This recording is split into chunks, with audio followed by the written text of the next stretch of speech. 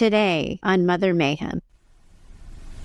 Even though I am beginning to find the courage to speak up to my mother, I am still physically affected. I physically shake when I have to tell her I don't agree with her. I am 53 years old and almost 6 feet tall. Why am I still afraid of her?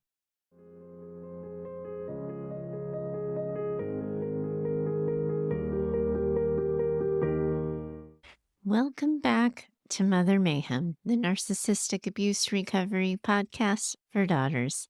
I'm your host, Heather Gray, and today I get to introduce all of you to Astrid. And lucky for us, Astrid has shared her story with us, not just in her own words, but also in her own voice. It is a really powerful share, and I know all of you are going to feel it deeply. I do want to note, though, and use a word of caution, that Astrid's story acknowledges types of trauma that we don't regularly talk about here. In addition to the narcissistic and neglectful trauma that many of you have experienced, Astrid will also be talking to you today about sexual trauma, physical abuse, and she will be acknowledging an abortion that she was pressured into. Those are some pretty heavy topics, and we don't skirt away from them or hide from them. They deserve the same care and the same attention as all of your stories. I've said before that I'm not a fan of that whole trigger warning thing. Any of you could react to any number of things at any time based on your own personal histories, and I wouldn't presume to decide which stories come with warnings and which don't. I also really hate the word trigger. I prefer reaction because that's what's actually happening. Your bodies are responding in real time, informed by your lived experiences. That said, I do want to acknowledge that we're talking about things today that don't often get talked about. If today's not the right day for that, or if these are parts of your own history that need tending to before you can listen, please do take care of yourselves. It is the only way I know how to fully hold space for Astrid while also taking care of all of you. Now, Astrid, I want to share with you why I've named you that, because you're named after a character in a book I read called White Oleander. Shoot, I should have looked up the author. I think it's Finch, something or other, Finch. It's a story of a mother-daughter dynamic that so many of you would really relate to. Every time I think of that book now, I remember how much I loved it, how deeply I connected with it, and how my attachment to it should have shown me the path I was meant to be on. This work, well, it is everything we talked about on Mother Mayhem. I even wrote a paper about it in grad school. I used it in groups that I worked with in the residential home when I started my career. The whole thing was right in front of me the entire time. I just didn't see it. So, thank you, Astrid, for sharing your story in your own words and in your own voice. What a privilege that is for all of us. And I really look forward to finding you and joining you on the other side of this conversation. Good morning, Heather. I can't tell you how much your podcast has meant to me. I found your podcast less than a year ago, and it changed my life. Most importantly, it changed how I relate to my mother. I have been in therapy on and off since the age of 13 and have learned more listening to you and the daughters than in therapy over the past 40 years combined. To hear the words of women with similar experiences has been life-changing. My childhood was an extremely painful experience and something I keep very close to the vest. Unfortunately, the action of not talking about it feels a lot like shame. My mother is an absolute covert narcissist, the most cunning kind. She is manipulative, emotionally and physically abusive, and can cry on cue. I am the youngest of 3 kids. My brother is the oldest, and my sister and I are 17 months apart.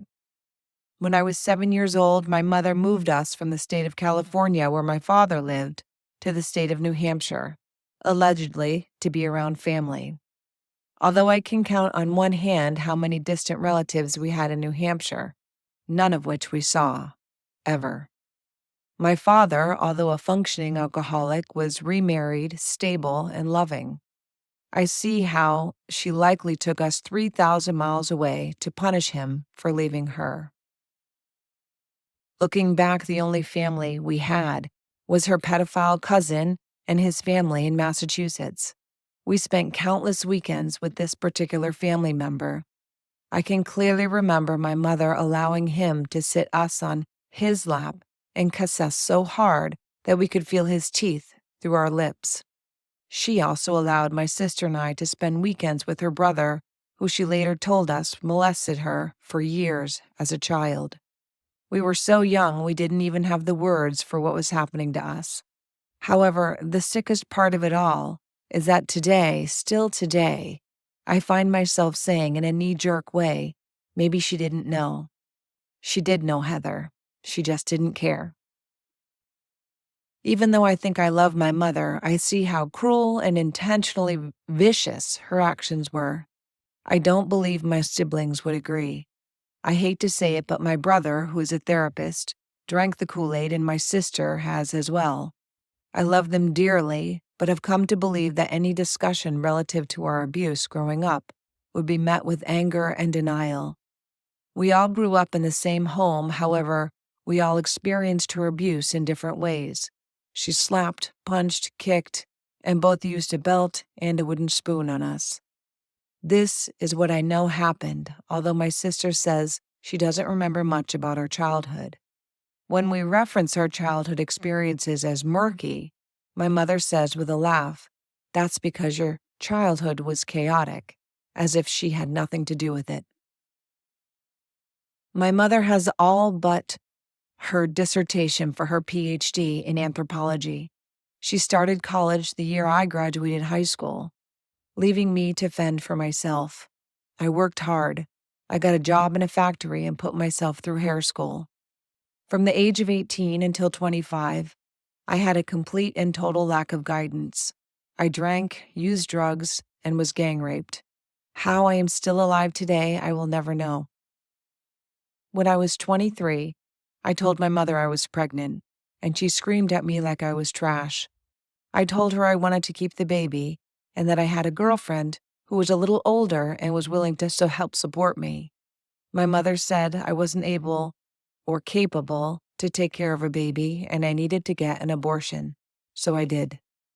Years later, I was forced to listen to her brag about helping at the pro-life clinic. My mother, who demanded I get an abortion, helped to convince young women who wanted abortions not to get them. It was at this time, for the first time in my life, that I actually found the courage to tell her what I thought. I pushed through the fear and told her that I was confused about her change of heart, how she could support these strangers at the clinic to keep their babies, but offer her own daughter the opposite advice. Raging, she told me that she had nothing to do with my terminating the pregnancy and that I did it on my own accord. She had zero influence. Heather, I know this is a lie. I know it is. Our father never fought for us, and he saw us on school vacations during the summertime only. She badmouthed my father to us from the beginning and still does to this day. When I expressed to her as an adult that I wanted to really try and get to know him better, because someday he may get hit by a bus, and then it would be too late, she replied, "Well, you shouldn't just try to get to know someone just because they might get hit by a bus someday." I kid you not, this is verbatim what she had said. The sad part is I found myself agreeing with her and took the effort no further. As a teenager, while she drove me to a friend's house, I used the visor mirror to apply lip gloss. Unprovoked, she looked at me and said with cruelty, "You are so vain." My heart sank into my stomach and I felt ashamed. There are so many stories that in retrospect are so despicable, I cannot bring myself to write them down and relive them. When I heard the episode that described being physically left behind as a sign of abuse, it really struck a nerve. There were countless times that I was left as a young child alone, largely outside in the elements by accident. My mother would just laugh and say how silly it was that she forgot me. And then I was told that I was too sensitive and that somehow it was all about her. How I was being a jerk, and I was ungrateful. Now looking back, I can clearly see how absolutely messed up that was. A grand example of her repeated physical abuse happened when I was in middle school. I heard her fighting with her boyfriend, and I was the only other person home at the time. She chased him outside onto the porch as he got into his car to leave. For some reason, without thinking, I ran and grabbed her car keys so she wouldn't drive and hurt herself. She was drunk. She chased me around the house and mercilessly beat the hell out of me. I managed to escape and ran out the door. I jumped into her car and locked myself in. I was 14. Each time she walked out to try to coerce me back inside, I laid on the horn. The bellowing noise, my cry for help, sent her rushing back inside. It was 11 o'clock at night. Over and over, we repeated this. Eventually, our neighbor, the owner of the duplex we lived in, came out and asked if I needed help.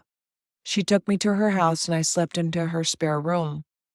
Although I am grateful that I had a safe place to stay that night, today I am furious that no one called the authorities. I was a child who was being physically abused by her only parent, and no one cared enough to help me. The next morning, I quietly snuck back into my house and up the stairs to my room. My mother emerged from her room at the bottom of the stairs. She was crying and said she needed help, that she was an alcoholic. She then told me that she didn't remember a thing. I have carried the terror of that night with me for my entire life, and she gets the luxury of forgetting the whole damn thing. What kind of dumb-ass shit is that? Today I am 6.5 years sober. I have a supportive, loving husband and 5 amazing kids, 3 biological and 2 stepkids. Even though I am beginning to find the courage to speak up to my mother, I am still physically affected. I physically shake when I have to tell her I don't agree with her. I am 53 years old and almost 6 feet tall. Why am I still afraid of her? Please help me find the tools to feel confident about myself when I am in her presence. Praise God for all the women who took the time to share on this podcast. Thank you to the moon and back for all that you do. Oh, Astrid, thank you so much for sharing your story. What a thing you just did for yourself. You spoke your truth. You shared your story. And Astrid, you didn't shrink from it, not even from the hardest parts. I know you're holding some shame, but here's what I want you to hear. Right now, in this moment, you have become your own witness. Trauma happens in the absence of a witness, and for so long, no one really saw what you were going through. But today, you saw yourself first. You named what happened, you told the truth, and the rest of us, well, we're simply following your lead. We want you to hear the chorus of voices joining yours. We believe you. You belong here. This happened. This was not your fault. You didn't deserve it. And most importantly, and most definitely, you get all of the credit for saving your own life 1,000,000 times over. You had so many opportunities to stop choosing yourself, Astrid, but each time you did, you kept choosing yourself. And that, too, is a way that you have stood up to your mother. You have lived despite her. You have healed despite her. You have built the family you deserve despite her. Right now, your nervous system and your trauma brain might be freaking the heck out. You might be questioning your decision to share. But here's what's real. You stopped shrinking. You stopped cowering.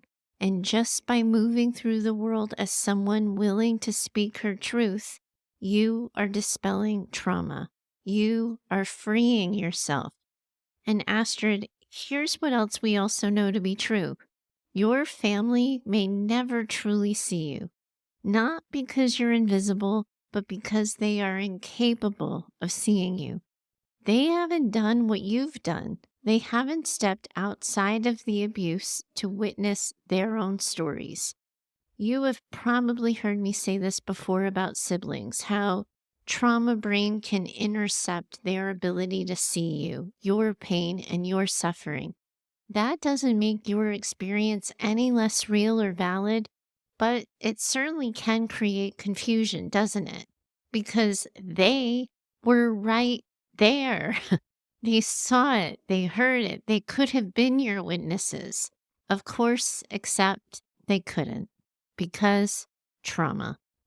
Your wise mind might very well understand this. It might recognize that their trauma brains are protecting them.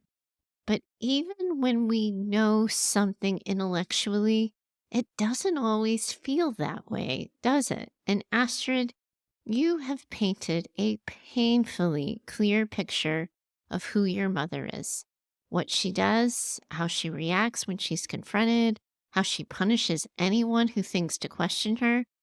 It seems as though your siblings aren't where you are in facing that particular reality. And because of that, Astrid, they can't witness you. Something that daughters sometimes do is put more weight on certain witnesses than others. One sibling may see you while another can't. A therapist might witness you when a father won't. A friend might believe you when your mother refuses to. Trauma has a way of trapping you in the absence, keeping your focus on the validation you're not getting rather than the validation that you are. But the truth is here, the people who can't witness you never could. And that doesn't make your story any less true. What does matter is this: you are building a tribe, and your tribe, my friend, just grew so much larger by sharing your story here with us. I think part of your challenge in healing is going to be making peace with the reality that some people will never see you the way you deserve, and instead choosing to lean in towards those people who can. And while I wish we were done with the whole making peace with things that never should have happened part of this conversation, we aren't. Because, Astrid, you raised another really important truth in your letter. There were adults who knew. They saw what was happening to you, and they looked the other way.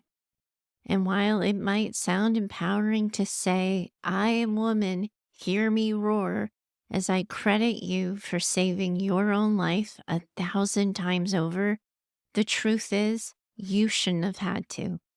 Knowing that people saw your suffering and chose not to intervene is its own separate trauma. It carves deep because when someone witnesses something so atrocious and does nothing, it makes it easier to believe maybe it wasn't that bad. Maybe I wasn't worth saving. Over the years, I have heard so many daughters tell themselves stories exactly like that. Stories that turn someone else's failure into their own shame. But Astrid, those stories aren't yours to carry. They are their failures, not your truth. And I also want to take a moment here to shine a light on something else, something that is just as important. In your letter, you didn't just share a trauma, you shared many, and we want to hold all of them. For so many of you daughters, this is the truth. By the time you begin to see and name the impact of your mother wounds, you have already endured so much more. It's never just the mother wound, it's the ripple effect. It's the way one trauma leaves you vulnerable to another. It's the way survival sometimes demands choices that come with their own kind of pain. By the time you land in this space and are finally able to say, this happened to me, this shaped me, this hurt me, you have often lived several lifetimes inside your one life. And that weight is impossible to hold alone. It's heavy. Now, there's a psychobabble name for this. In the trauma world, we call it cumulative trauma, the way painful experiences stack on top of one another, leaving you feeling like there's never any solid ground to stand on. And over time, your nervous system never fully resets. The stress response that was supposed to be temporary, something that just kicks in, protects you, and fades, never gets a chance to fade. You asked me at the end of your letter, even though I am beginning to find the courage to speak up to my mother, I am still physically affected. I physically shake when I have to tell her that I don't agree with her. I'm 53 years old and almost 6 feet tall. Why am I still so afraid of her? Please help me find the tools to feel confident about myself when I'm in her presence. Now, Astrid, I want to name and explain why this is so hard for you right now. Why, even though you can see and own the positively gigunda steps that you have taken toward healing, even though you've rebuilt your life and overcome so much, you still feel like that little girl when you're in the presence of your mother. It's a little unclear why you're still in contact with your mom. And I want to be really clear that I'm stating that without any judgment. This is a community that does not hold the belief that low contact or no contact are the only way to heal. Daughters stay in connection with their moms for all kinds of reasons: practical reasons, emotional reasons, cultural reasons, financial reasons, and reasons that they don't always understand. Those reasons, well, they're not really for me to judge or for any of us listening to dissect. But what is important here, Astrid, is that you know your reasons, that you are able to own your reasons, and that you can remind yourself of those things again and again. That at this point in your life, staying in contact with your mom is your choice, and you can unchoose it at any point in time. You are in control of this. You are in the driver's seat. You are not that little girl in the back seat anymore, waiting to see where she takes you. But knowing that, it doesn't always make it feel that way because fear, it's not usually rational. Your nervous system doesn't care that you're an adult now, that you've done the work, that you're 53 years old, and that you're almost 6 feet tall. Your nervous system cares about just one thing: keeping you safe. So here's what's happening when you stand in front of her and your hands start to shake. Your nervous system is responding to an old threat in a new moment. It's as if your body has a file folder and it's labeled mother equals danger. And the second you see her, that folder, it gets yanked right open. Your stress response kicks in because for years it had to. That doesn't mean there's anything wrong with you, that you're taking a step back and you're healing. It doesn't mean that you're not healing. It means that your brain and your body have been trained to see your mom's presence as something you need to survive. So, how do you start feeling less afraid? How do you stay present and in control when you're around her? First, I always sound like a broken record when I go on about this, but we've got to start grounding you in the moment, in the present. Before you see her, you have to start reminding yourself this is not then, this is now. Try pairing up or engaging your senses in this. You might want to try something like feeling the weight of your feet on the ground. You might run your fingers over something a little textured. Maybe you're going to take a slow sip of really cold water. But we want to give your nervous system a reality check. You are not that little girl anymore. You're safe now. And it might help you to use a little bit of a mantra or a quote or a belief or a value that you really hold on to and latch on to, and you can use that to anchor yourself. So you can find a short phrase, something that reminds you of your power, your choice, your agency. And it might be something like, I choose to be here and I can choose to leave. I am in control of me. She is the same, but I am different. When fear kicks in, repeat whatever that mantra is quietly in your head. Even perhaps maybe you need to have it written down somewhere, like on a phone screensaver, so you can see it in moments that you get nervous. I choose to be here. I can choose to leave. I'm in control of me.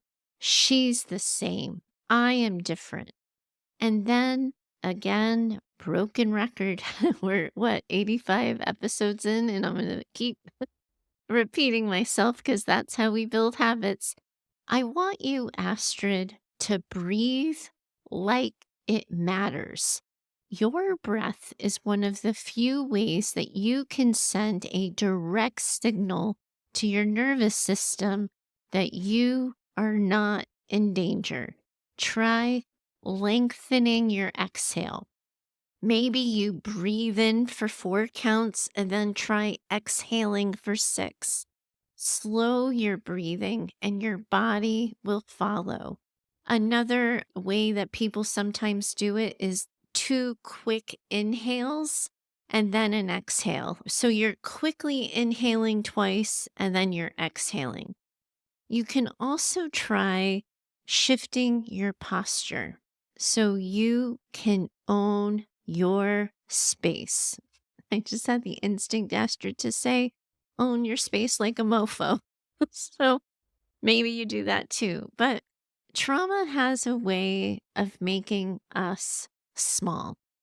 Your shoulders start to hunch, your chins drop, your eyes dart. So, Astrid, before you see your mom, take a moment to roll those shoulders back. Lift up your head. Plant your feet. Own all 6 feet of your space, even if it feels unnatural at first. Your body will start to believe it. And one of the things that I think is helpful to remember here too is that you're the daughter of a narcissistic, emotionally limited, abusive as fuck mother. That is going to mean that you have all of the same or some of the same struggles that a lot of daughters of limited, abusive, and narcissistic mothers have. And one of those things is going to be unrealistic expectations of yourself. You sometimes will tend to create that story that you know better. So you should do better and you should be able to see your mom and not be afraid. One of the things that all of you daughters are going to have to do in so many different areas of your lives is start setting smaller, more doable goals for difficult interactions. Maybe you don't set this expectation of yourself that you're going to go from fear to confidence overnight. That's not realistic. We got to get you starting a little bit smaller. Here are some things I want you to consider trying. Today, I will maintain eye contact when I say no. Today, I will let silence sit instead of filling it with nervous explaining. That one's for me too, Astrid. That one is so for me too, taken from my own personal healing book. Today, I will leave the moment I feel my body shutting down. These little victories, these little wins, they start to add up. Every moment you handle differently is proof to your nervous system that you are not that helpless little girl anymore. And Astrid, I know this is really hard and I know how discouraging it can feel. when after all the work you've done, your body still reacts like this. But I gotta be crystal clear. I have to pierce my way through your trauma brain so you can really hear me on this. Your fear is not proof that you haven't healed. It is proof that you survived something that required you to be afraid. The goal here isn't ever going to be to magically erase that fear. The goal is to teach your nervous system that over time, it doesn't need to be afraid anymore. And that starts with every single moment you remind yourself of this one simple, radical, but hard to believe truth. You are the one in control now. Astrid, I want to shift the focus to something that I think could be a game changer for you. Not just in the minutes you're face to face with your mom, but in the spaces outside of her, in your daily life where you get to decide who you are and how you move through the world. Here's an example. In my first go around as a therapist, I burnt out. If we're all being honest, I burnt the fuck out. I worried that I was only good enough for small town USA. I had so deeply wanted to create an impact beyond the walls of my office, but I felt small and I felt defeated.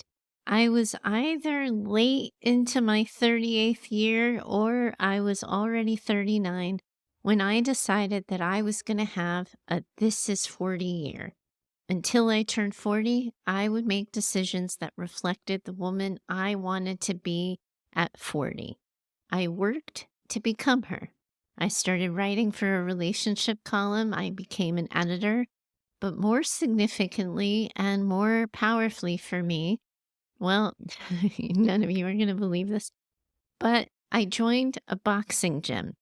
My dad used to call me Grace, and I promise you it was not because I had any, but I really liked the idea of being strong.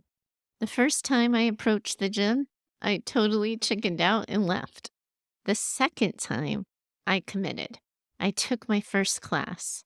2 hours later, I was buying hand wraps and gloves, and suddenly, me, the awkward as fuck and old as fuck for that gym, 38 was old. I was uncoordinated as fuck. I was in a boxing gym every single day, 6 days a week. And here's the thing. When I hit 40, I hit it fierce. The story of who I was and what I was capable of had changed because I had rewritten it.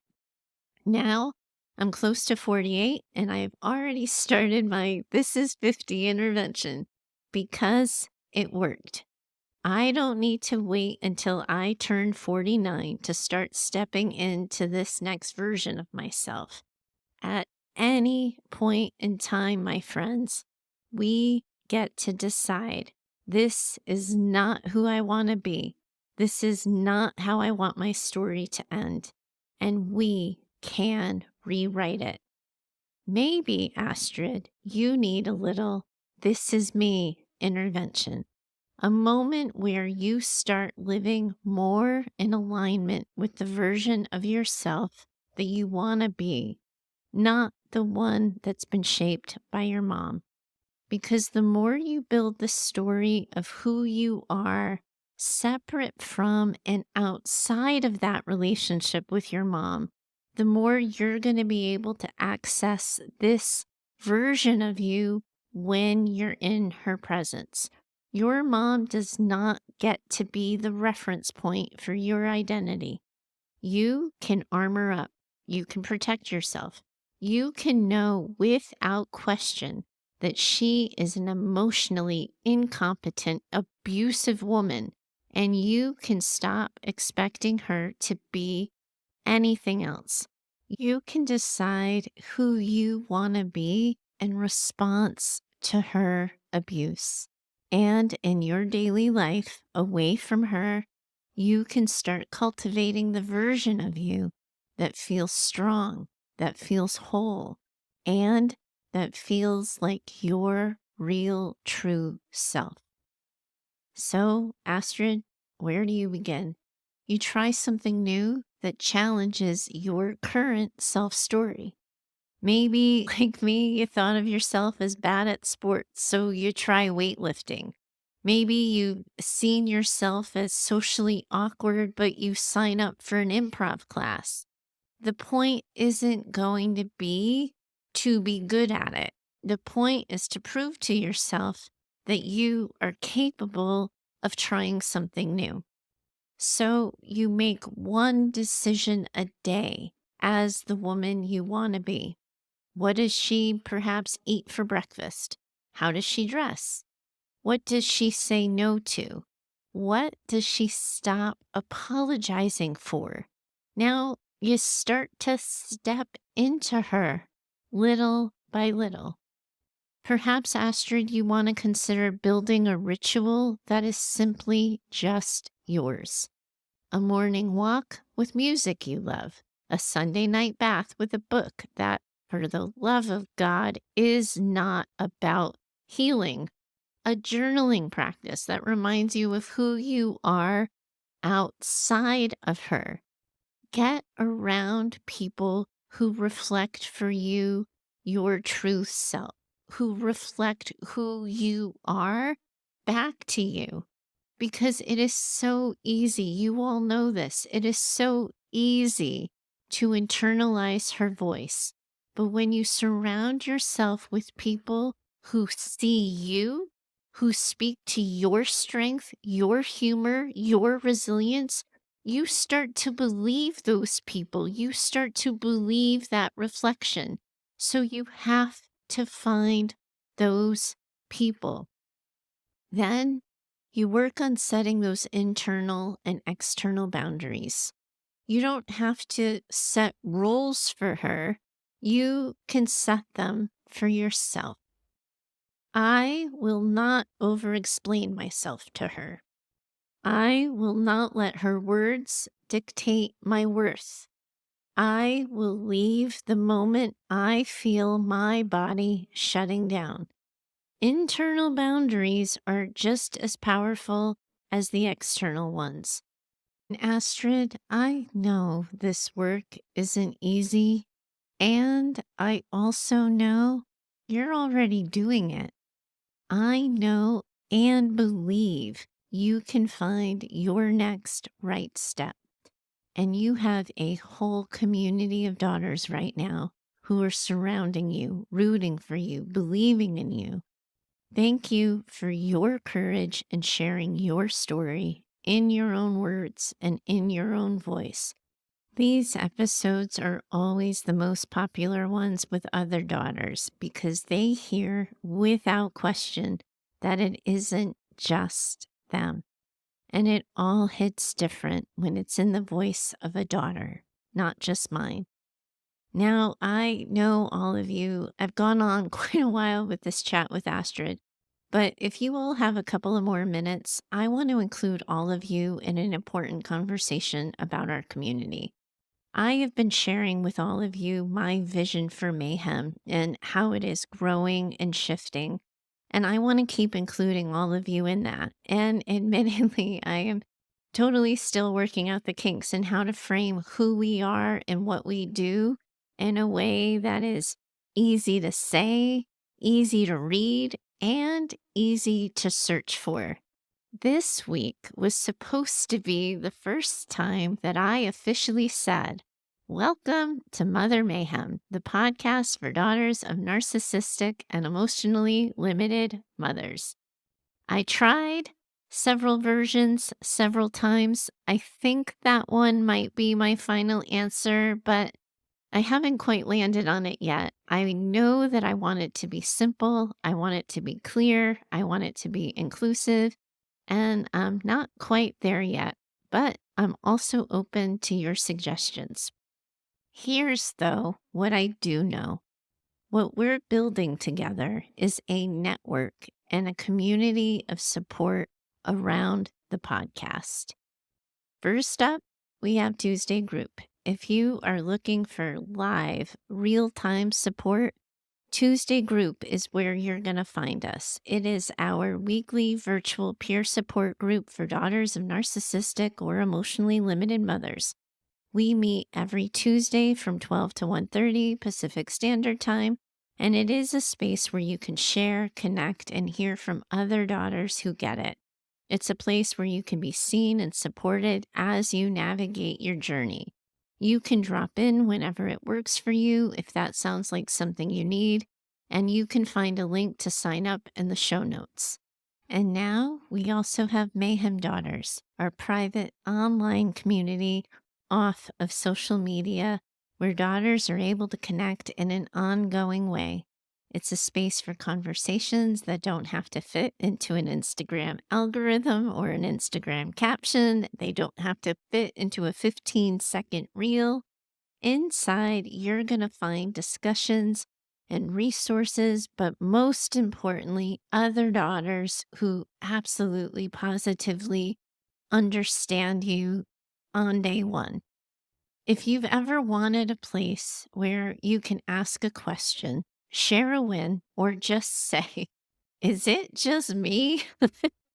And get an immediate, no, it's not just you. This is your spot. You can join Mayhem Daughters today, and the link for that is also in the show notes. When I opened Mayhem Daughters, I also finally did something that I have been dying to do. I stepped back from Instagram. I have been trying for over a year to make that space work for this community, but it just never felt aligned for me or made sense for who we are and what we do. If I worked for the algorithm, I felt gross. If I didn't, I felt really proud of the conversations I was trying to have with all of you, only to be met with crickets. So I just put it down. I stopped trying to fit my thoughts into snackable trauma content with cheesy, trending audio. Thank goodness for that. It is about damn time. Now I have real conversations inside of Mayhem Daughters with Mayhem Daughters. Go figure. Clark still helps me out over there. She gets the word out about the podcast with Wednesday posts. And I have a sit down chat with those of you who are on Instagram with me on Mondays. I take as long as I take to talk, and then I am out. And I want Mayhem to keep growing. I want our community to continue to strengthen around connection. And I want more daughters to find us. Once I find my rhythm inside the community, I'm going to try giving a newsletter a try. I think it could help us deepen the conversations that we start here on the show. And honestly, beyond that, I don't know exactly what it's going to look like. But I do know this. If I want Mayhem to grow, and I do, I can't just keep podcasting and hoping the daughters who need us find us. I also can't keep saying no to social media without saying yes to something else. So I'm going to give writing a newsletter a shot. And then, God help me and the creek don't rise, live in-person retreats. Admittedly, I don't think I'm going to be getting myself there until sometime next year, but that is the big, hairy, scary goal for us. That's what we're doing here at Mayhem, building a community of support around the podcast so that you daughters don't just feel seen, heard, and believed. You also feel connected. Tuesday Group meets every Tuesday. Mayhem Daughters is open, alive, and connecting. The links to join are going to be in the show notes.